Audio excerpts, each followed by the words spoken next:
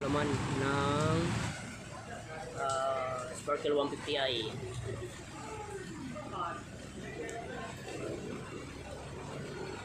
Ginawang Honda Click. Ginawang Honda Click eh. Pero Sparkle 150i ito. Sparkle yan. Sparkle 150i. At ito yung oil seal sa transmission. Ito yung oil seal sa transmission. Dalawa. Doon sa ano pala to, sa swing arm, hindi sa transmission. Sa swing arm. Sa arm niya doon sa may kabila, yung parte dito.